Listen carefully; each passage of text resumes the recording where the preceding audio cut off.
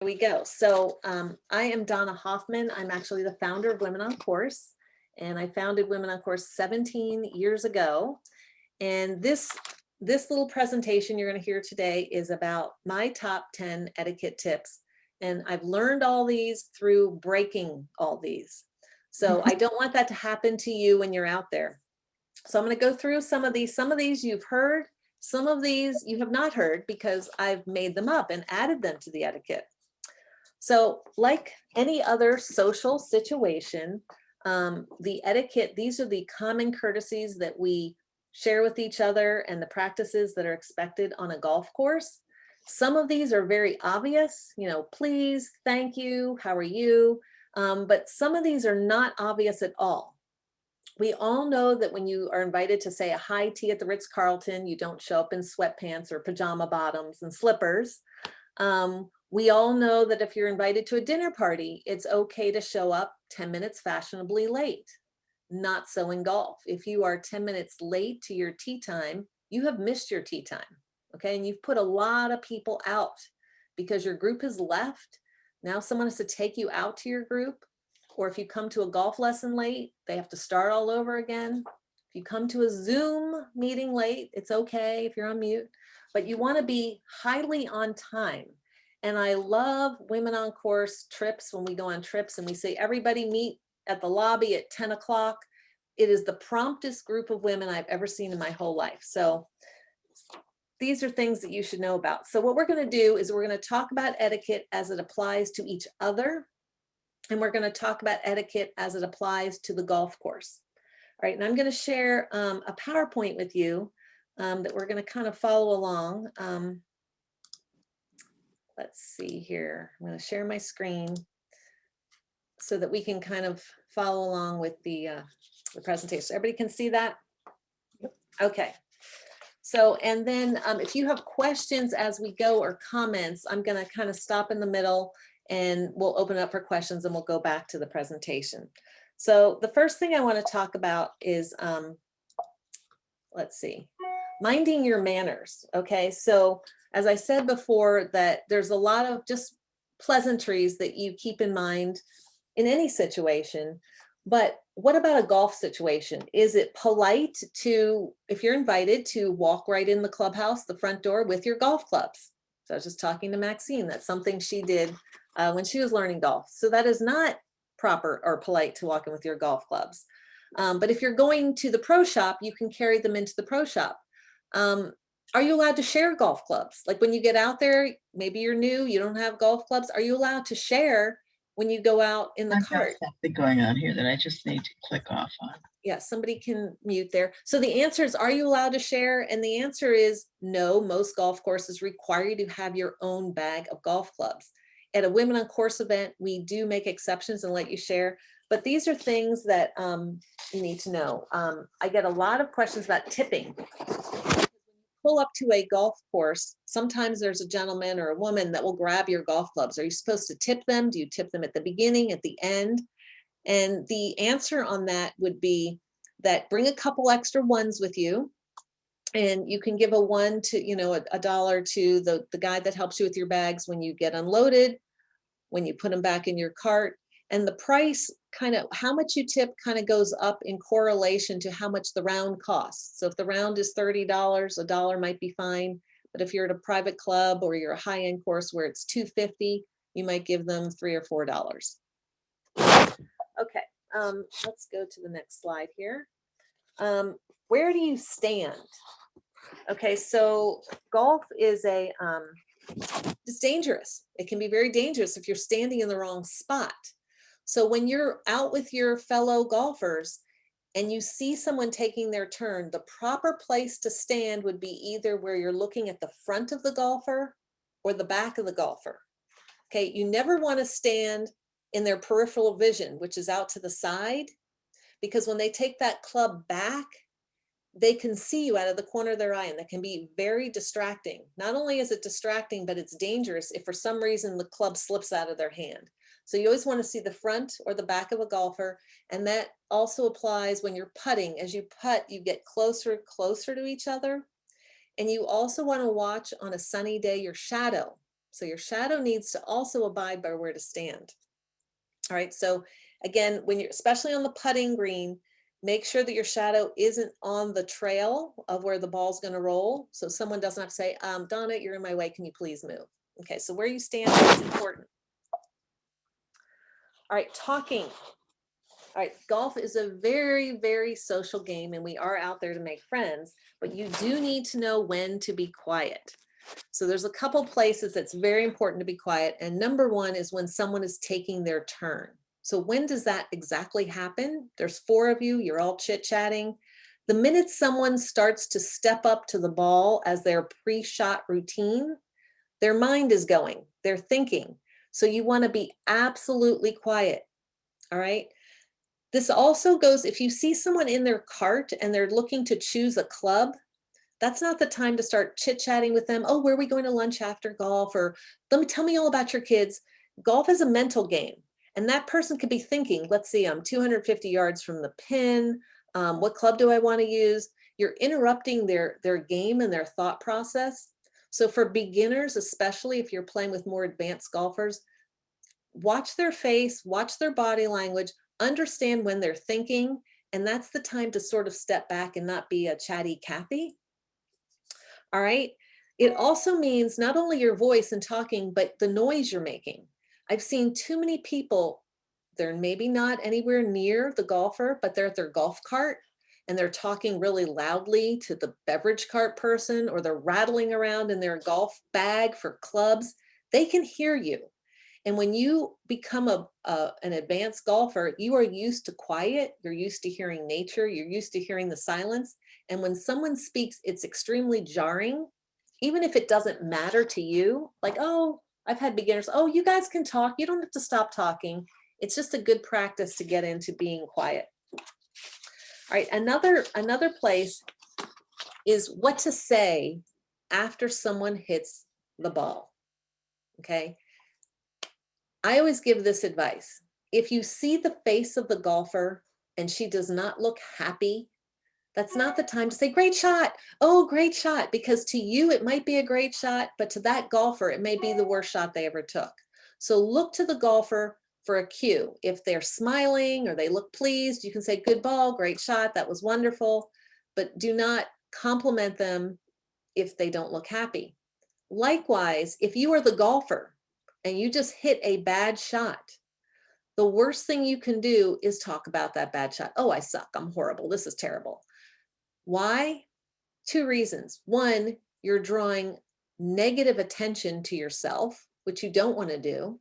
And number 2, you start becoming a Debbie Downer. You start to bring the whole group down. So when you take a shot, it's best to just walk off. Karen, it's your turn, and let the next person hit their ball. All right, you want to be a team player. How many times have you seen this out on the golf course? This is, why are you out there? You're out on the golf course to escape your daily life. You're out there to be with those people. You're out there to play the game. So when you are on your cell phone or you look disinterested, you're looking rude, you're looking like you don't want to be there. And quite frankly, people are going to stop including you in their jokes and their conversation. So even if you are a newer golfer and you're sitting out for the hole, or everybody's teeing off at the blue tees and you're at the red tees, get out of your cart, walk up to the tee box with everybody else, be part of the group, help them. Okay, so a lot of people hit it really long. They will appreciate you standing there in the proper spot to look and see where their ball went, because you'll save them time. Oh, I know exactly, your ball went right behind that tree over here. So being part of the team is really what you're out there to be for, okay? Next, probably the most important thing in all of golf is what I'm going to call pace of play. If you haven't heard that term, you're going to hear it a lot. Pace of play means that your group is keeping up with the group ahead of you. People complain, if they're going to complain about anything, it's about you're playing golf too slow. Your group is too slow. So I want to explain a little bit about how golf courses work. Golf courses set up their tee times every 8 to 10 minutes apart. And this is how they make money. The more foursomes they can cycle through that golf course, the more money they make. So if you call ahead and find out the tee times are 8 minutes apart, that's really tight. You have to go fast. 10 minutes gives you a little more time. But I'm going to divide this to give you a perspective. Let's say that each hole you're going to spend 16 minutes. Now, typically it's going to be more like 15 or 14, but let's just say 16 minutes. Divide that by your 4 players, right? That means you have 4 minutes to play golf on that hole. So if you're on a par 4 and you're going to take 8 shots to get from the tee box to the hole, 8 shots, that means you only have 30 seconds for those 8 shots. Now that does not include getting to your ball, picking your clubs, and moving around the course. So the 30-second rule is something that I've sort of made up for women on course, is you have 30 seconds to take your turn. Do not take a minute, do not take 2 minutes, 30 seconds. All right, I've seen more women waste minutes at the very beginning. They stand on the tee box and they go, who's gonna go first? And everybody's looking around, well, you go first, you go first. They've already chewed up 2 to 3 minutes of that 16 minutes. So you want to move, you want to be there and take your turn. Lost golf balls. There's a rule in golf that you can have up to 3 minutes to look for your lost golf ball. But if you do that and you're taking 8 shots, you've just lost 3 of your 4 minutes. Now the golf pros, they're only taking 3 or 4 shots to get to the hole, so they can afford the extra minutes. But at Women on Course, I like to say, if the ball's lost and you can't find it in 30 seconds, just move on, bring a lot of golf balls. How about after the ball goes in the hole? I've seen more people and more groups just standing there discussing, I don't know what they're discussing, like where they're going to lunch. Clear the green. There are people behind you, keep moving. And what really, real pet peeve of mine is I drive around some of our larger events where we have, 80 people playing. I'll look down on a hole, I'll see 4 women and not one person is taking their turn. Like, what are they all doing? Moving, walking, nobody's taking their turn. Everyone should be close to their ball, ready when it's their turn. So 30-second rule, keep that in mind. So very closely tied with pace of play is what we call ready golf. Be ready for your turn. Your turn starts before your turn. Okay, what I mean by that is in golf, it's not like Monopoly where you go Sue, Sally, Donna, Karen, Sue, Sally, Donna, Karen. The person who's furthest from the hole goes next. So if you are, quote, the weakest player in the group, you may find that it's your turn, and it's your turn until you catch up to the other players. Now this can be very frustrating. And we have another whole virtual call about how to play your own way. But if you find yourself in that situation, people may decide to play ready golf. And that means we're going to break the tradition of who goes next. Who's ever ready and standing by their ball, it's your turn. So if I have 2 people on either side of the golf course and it's safe, meaning there's not someone in front of you that you're going to hit them. But if you've got a clear shot to the hole and it's perfectly safe and you're all ready, you got the right club in your hand, you know what you're going to do, and you see other people raking or walking, go ahead and just hit your ball. And a lot of people will say, we're going to play ready golf to keep the speed moving. Donna, I have a question for you. Yes. How do you get a player not to take 3 practice shots before they hit? It's very frustrating, this listeners. Yes. So I think that's my next slide right here. The one and done. The one and done. If you are at a Women on Course event and you happen to be the ambassador or before everybody plays, this is a very hard thing to do during the round. But before the round, I wish every single Women on Course golfer would know this rule, one and done. When you take that golf swing, you are done. You don't get to swing over and over and over again. Now, the question about practice swings are different than real swings. So how many practice swings can you take? All right, if your turn, if you're spending 20 minutes, 20 seconds, sorry, not 20 minutes, 20 seconds, and you want to take 3 fast practice swings, as long as you get that turn executed in 20 or 30 seconds, I think it's okay. But you cannot stand over it and take a real shot and keep taking a real shot. So here's what happens. You're the beginner and you take a shot and you completely miss the ball. You whiff. What do? What you do is you pick up the ball as if you just hit a hole in one and you go, Maxine, it's your turn, and you walk off. Your turn's over. You don't say, I'm sorry. You don't say, I suck. You just walk off and you're going to place the ball where it should have gone. For those of you watching that beginner, do not encourage that beginner. Oh, take another one. No one's behind us. You can do it again. Don't do that. Because what'll happen is the beginner's already nervous. They're going to take another, they're going to miss again. Now what do? Do you tell them to take it again? Do they do it again? Are they getting, it's just a cycle. So even if there's no one behind you, don't encourage that golfer to take her shot. One and done. Let's get in the habit of a one and done. All right, so I hope I answered that properly. All right, I've added this because playing through. People have asked me about playing through. What does that mean? So let's go back to pace of play. You are playing properly if you can see the group ahead of you.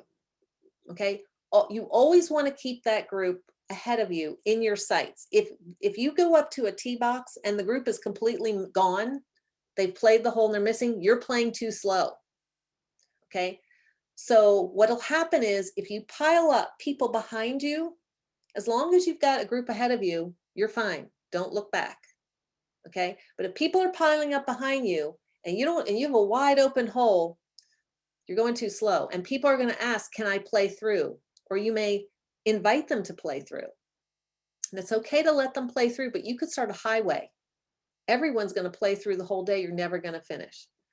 So if you do allow someone to play through, the best place to do it is at the tee box. You stop, let the group finish their putting. They come up to and say, hey, you guys are going faster. You can go ahead and play through. If you find yourself in a situation where you have fallen back, you know what I suggest?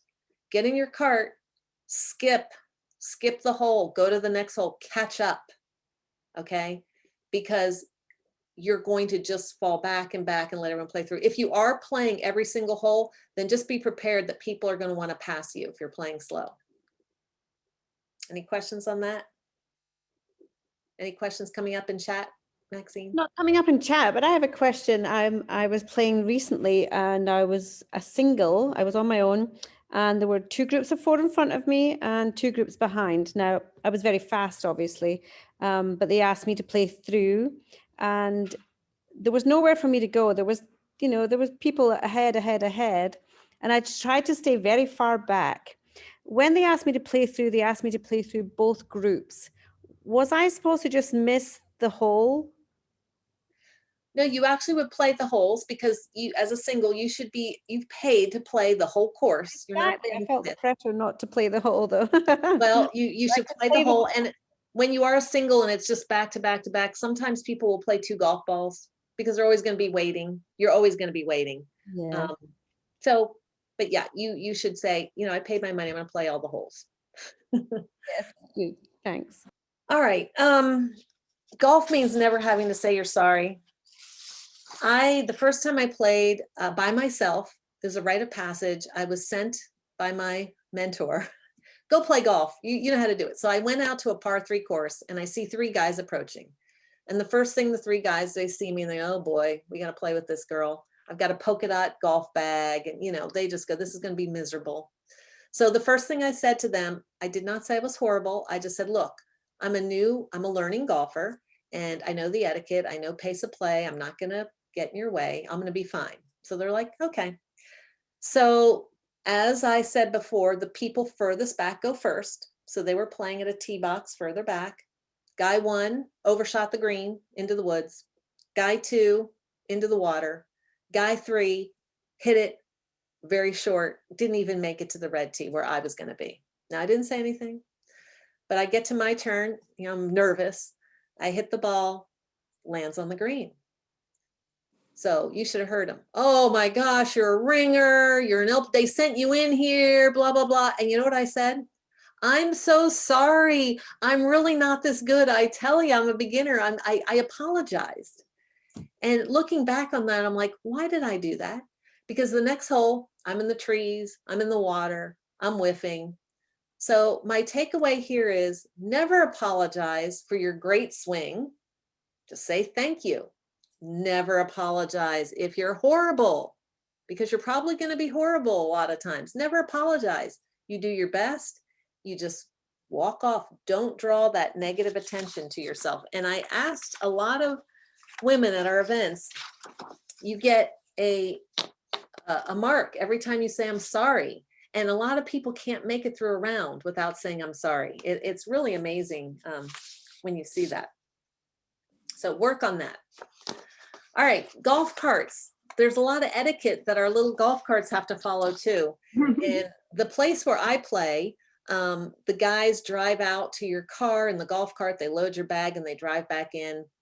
So also where I play, when you get close to the green, there's a little sign that says carts and it points off. So I'm used to playing here and I get out to California. I'm in some beautiful golf course, women on course event, and I forgot something in my car. So I'm driving out to my car and the golf cart stops. Like, what's wrong with the golf cart? And I'm pressing the gas, I'm pressing the gas. It's very embarrassing. I'm the founder of Women on Course. Why am I here? I'm pushing. I found out, ma'am, no golf carts in the parking lot. I'm like, I almost said I'm sorry, but I didn't.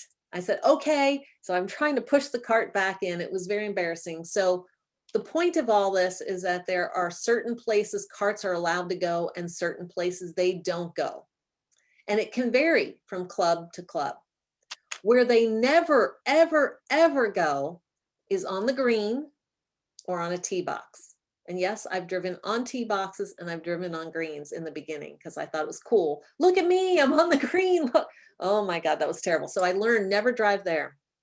What I did learn maybe 10 years into Women on Course is that little sign at my club that says you need to vacate the fairway 30 yards from the green.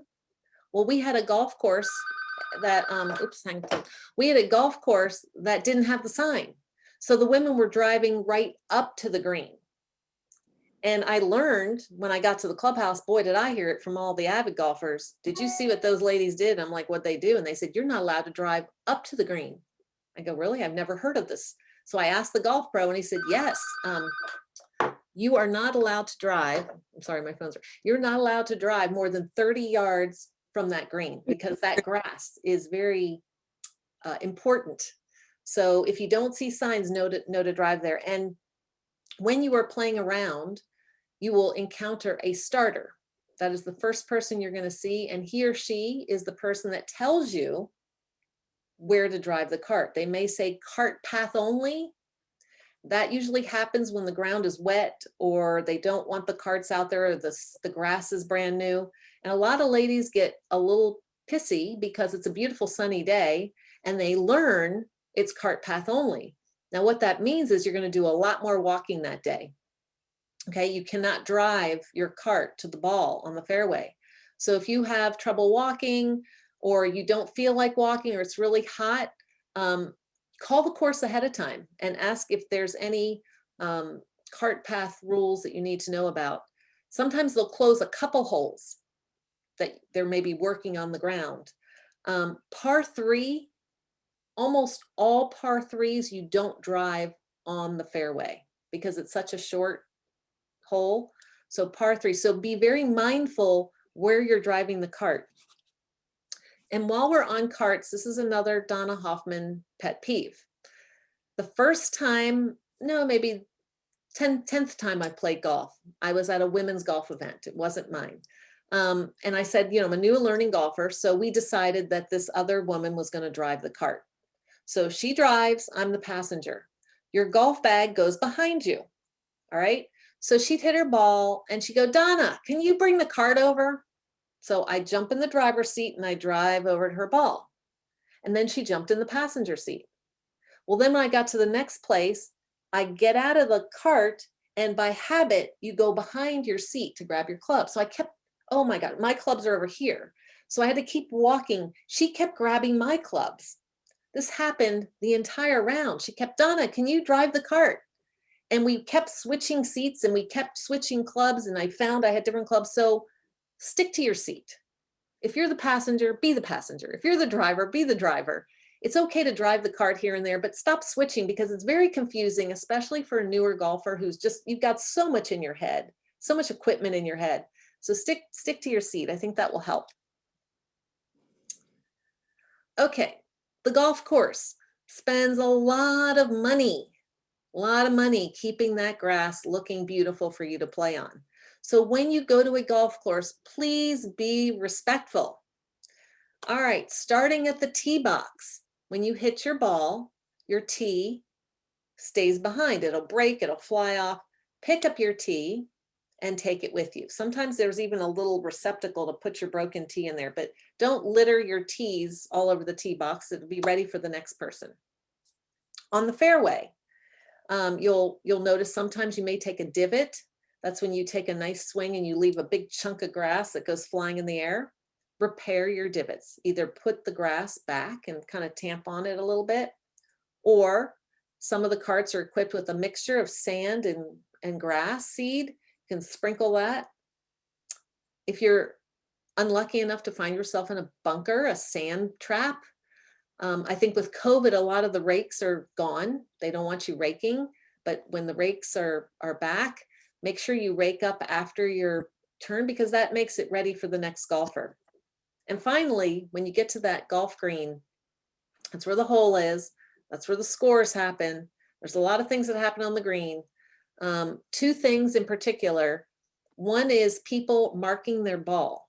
Now, if you're not familiar with that term, this is one of the rare places where you can pick the ball up.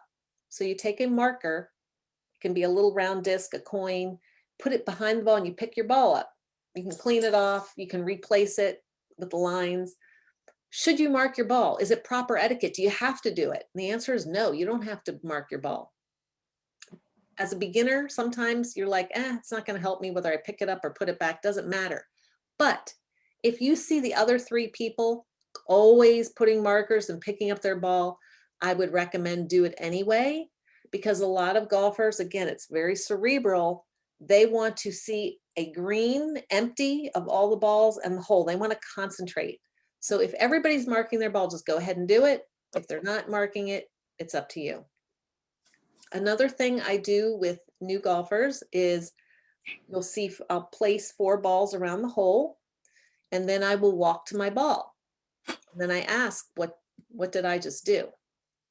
And they scratch their heads. They go, they have no idea. You took more than 30 seconds, you know, because I said, no, I walked on the line. And they're still puzzled. So the line, there's an invisible line between each ball and the hole. And it's like eating with your mouth full in a restaurant if you walk on that line. It's a very bad etiquette breach. And I've seen women who've played 7, 8, 10 years that walk on, they've never heard of this before because they never took a lesson, and they might just play with their husband and they've never been taught the etiquette. So make sure that you don't step on people's invisible line. And the reason is because it depresses the grass and it might make the ball roll funky. There's also a line beyond the hole when you miss.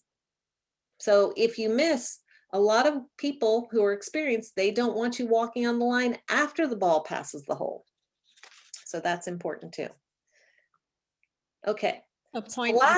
the last etiquette tip. Oh, we have a question? Yes. It's more of a point. Heavy-footed people on the green.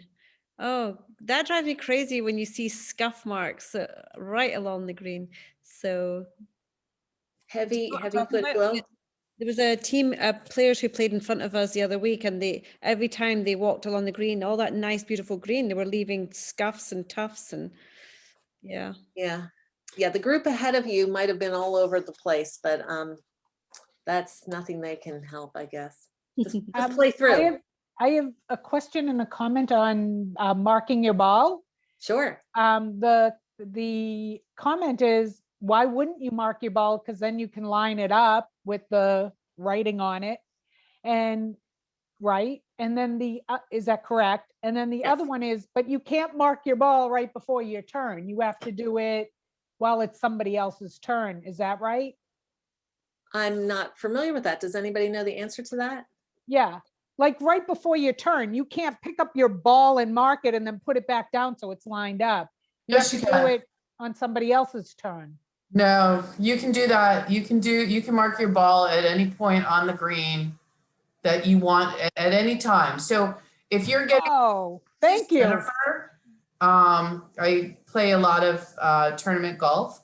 Yeah, So if at any point you want, like, say you're on the green and you need to line up your ball, right? So you put your mark down, you line up your ball, you stand up and you can putt. Good. whoa, thank you for that. I'll be quiet now. Sorry. No, that's good, because can I did never not know the do answer to that. So here is the last tip I'm going to offer, and then if anybody else out there has other tips, love to hear them. When I started playing golf, I played with three very experienced golfers. They were scratch golfers, meaning they shoot par. And of course, I was not as good as them. I was always behind. I was always running. I was always struggling, and it was very. You want to quit. I mean, it's not fun. So they gave me a piece of advice. If you're getting frustrated, it's okay to just pick up your ball, put it in your pocket. I've had enough fun on this hole, everybody. I'll tee off on the next hole. And that saved me. It really did, because I could relax. I could get my composure. And I think someone asked, why wouldn't you mark your ball? The reason I didn't mark my ball is because I was just running everywhere with sand traps and clubs and rakes. And by the time I get to putting and finding I was just falling apart. I just didn't have time to even do that. So just take a break for a whole hole, be with your team, help them find their lost balls so they don't have to wait their 3 minutes, especially people playing with $4 golf balls. They really appreciate you. So it's all about being invited back. You want to be invited back. And if you're not going to be invited back because you're a great golfer, most people are not. To give you a little statistic, which I usually give, only 10% of all golfers, and there are 25 million of them, only 10% can shoot a score below 100. So that means 90% of the golfers out there cannot play the game and keep score according to the rules and finish in time. So if you are out there trying to keep score and you're struggling and you're falling behind, my advice is don't keep score. Maybe a couple holes or part score, part not score, but get out there and move along and play. And if people try to give you advice, I did not touch on this. First of all, don't ask for advice when you're on the golf course. You're there to play, okay? You have to play in 4.5 hours. The driving range is where you get advice. That's where you take 100 swings. The golf course, you are playing a game. Do not ask for advice. Why is my ball going right? Why is my ball going left? The other players are not there to take care of you. They're not there to help you. They're playing their game, okay? If you see someone struggling, it is not your place to give them advice. Please don't give them advice, all right? The advice might be, after the round, hey, I'd love to take you on the driving range and show you a few tips that might make it easier next time. If someone is breaking the etiquette and breaking rules and doing all this stuff, again, as much as I hate it, it's not your place to correct them. Just make a note. Maybe after the round, you want to be nice. You want to say, hey, I noticed you playing. You might want to go to Donna's for tips or rules or take some lessons. But that's what Women on Course is here. We're here to help people be prepared. And like I said, we do have a mentorship program. So if any of you would love to mentor, it's great. But we do see a lot of women that slip by and they go right to the golf course and they're not ready. And you'll see it. So you have to hold back the advice. I mean, it's sad but true. The other bit of advice I give you, if people are playing slow, like really slow, I used to speed up just to help the group because this person was slow. I will sometimes call the pro shop in advance and I'll say, hey, we've got some ladies. Will you go out there? There's a marshal and their job is to make sure everyone has a pace of play. So if you're at a Women on Course event and you're a little nervous that people might be slow, just tell the pro shop, hey, I don't know the level of these players, but it's a hot day. And if you could just send the marshal out there, we'd really appreciate it. All of us would appreciate it. And there are people that are like, the marshal comes by and says, hey, you're playing too slow. They don't care. They're going to take every shot. They're going to write a 12 or a 13 on their card, which is really not allowed. The most you can do is 5 over. Again, it's not your place, but let us know at Women on Course. We can kind of send a little invitation to something like this. But anyway, thank you all for joining us. I would love to open it up if people have some questions or some other etiquette or tips, things they've experienced, things they've seen or they've done themselves that they'll never do again. You can open up your mic or type it in the chat. Yeah, Jennifer is saying about wooden tees, they're usually left on the ground. Yeah, and think about it, the lawnmowers may run over your wooden tee and mess up the machine. That's you don't even think about that, but it's being disrespectful. So scoring, you've heard nothing more. Okay, there is a new rule, Mary Ellen, which we love this rule. If you don't have a handicap, if you've not established a handicap and you're keeping score, the rule is 5 over par is the most you can write on your scorecard. 5 over par.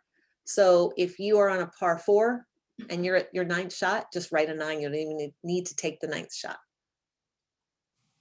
Okay, if you have a handicap, there's a chart and it tells you based on your handicap what the most you can write on the hole. And we do have some of these for rules too, but this is more just common sense. Drinking. I just saw someone take a sip of her soda. I did want to talk about drinking because you are allowed to drink and drive, by the way, in golf. You can drink even though she's drinking water. But should you drink? Can you drink? Yes, you can drink. Should you drink excessively? Well, just think about a party or the office Christmas party. Use your judgment because the next day, remember, people are judging you as much as we don't like to be judged. Just use your own, keep your wits about you, especially if you're doing business golf. Cussing, peeing in the woods, all these behaviors you may see happen. You want to be professional. However you want to portray yourself, just do the behaviors that you think you should do. Smoking. Does anybody smoke cigars out there? See, we have women that want to get their cigars, especially on the trips. And I have a lot of people, I don't want to ride with her. She's smoking a cigar. Okay, so I get this one smoker, nobody wants to ride with her. I think again, do you mind if I smoke? And say yes if you do. Say yes. You don't have to, oh no, say yes. And that person who smokes just should not smoke. If your cart partner doesn't want you to smoke, or find someone else that smokes. So sometimes we'll have 2 people that smoke together and I'll put them together. But then the other cart people don't want smoking. So I go, well, don't drive near them. So we can't micromanage this, but be polite, ask things. And it's, a lot of people are nervous out there. I can tell by people's faces who's nervous, who's not nervous. If you're very experienced, which a lot of people here are, try to be kind to them because, oh, use your 5-iron. Like I've paired experienced people with beginners and those beginners leave crying. And it's not that they're weak people or anything. The way the person is telling them instructions, it's more like a command than a helping. So it's the way you say it, because people want to do good. They want to do well. They want to play well. So just be considerate that they're very nervous to begin with. So while you're giving the right advice, watch how you deliver it because you could turn someone off from the game. Then you don't even realize it. Okay. Quiet